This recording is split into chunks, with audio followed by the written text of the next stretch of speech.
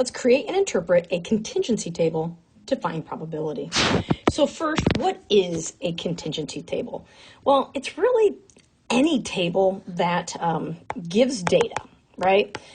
So basically, a lot of times we'll think of things like yes, no, and then maybe like blue, red. And then we always have totals. So I need another spot down here for totals. And then it's got numbers, right? So you can like check things out of how does this work? What are the numbers? 3 people said yes and are wearing a blue shirt. So it gives data in an organized form, okay? So here we have a contingency table that gives the grades in school. So K through 5, 6 through 8, 9 through 12. So basically elementary, middle, high school. And then yes or no to whether or not students need after school care. All right, so we have the totals for this. So as we're looking, we are going to find probability. So find the probability a student in K through 5 needs after school care. In K through 5, okay. There's 513 students in K through 5. Okay, so there's 513 students in K through 5, and we want to know the probability that they need after school care. So this is a conditional, right? This is basically saying, given that the student is in K through 5, meaning the 513 is going to go in the denominator, what is the probability that student needs after school care? Well, 417 of them said yes. So that's the idea, right? A student in K through 5. So that means we're only looking at these 513, and we want the ones that do need it. So there's the 417. If we change this to a decimal, I divide numerator by denominator. I'm going to round to the nearest thousandths, and I get 0.813. Let's use this table again, and let's find the probability that a student says yes. So this is a student. That means we are dealing with all students. So our denominator is going to be 1535 because it's all student. And we want them to say yes to after school care. So who says yes, right? This is our yes column. And we're looking at all students that are saying yes. So that'd be 736 over 1535 and rounded to the nearest thousandths, we should get 0.480. All right, let's look at a different table here. Engineering and math majors are asked their favorite required college course. Complete the table below showing the information and answer the following questions.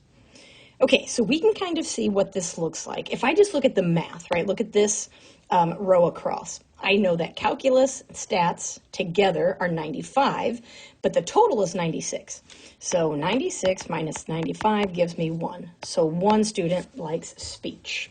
That's a math major. Okay, what else do we know?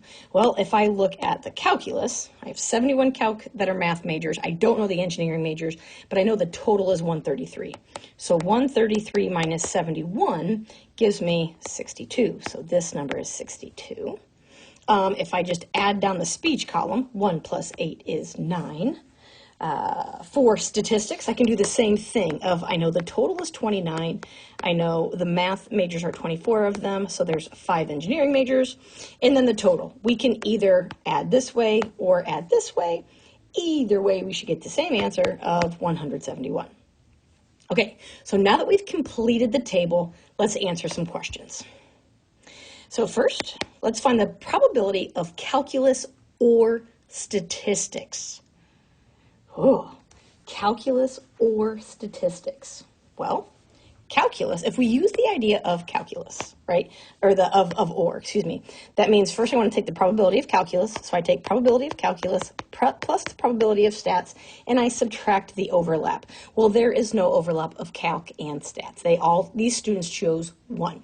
Okay, so probability of calculus is 133 over 171, because total, right? Plus the probability of a stats major is 20, or a stats favorite course is 29 over 171. So when I add those together, I get 162 over 171. If I round that to the nearest thousandths, I get 0.947. All right, the second one. Probability of engineering and calculus. Now, the and piece says, okay, engineering and calculus. Engineering and calculus. That's 62. There are 62 of engineering and calculus out of 171. So that gives me 0.363. 36% of students are engineering majors who like calculus, basically. Okay, let's do a few more with this. Find the probability of speech given engineering. That means we are only looking at the engineering spot because we're given that.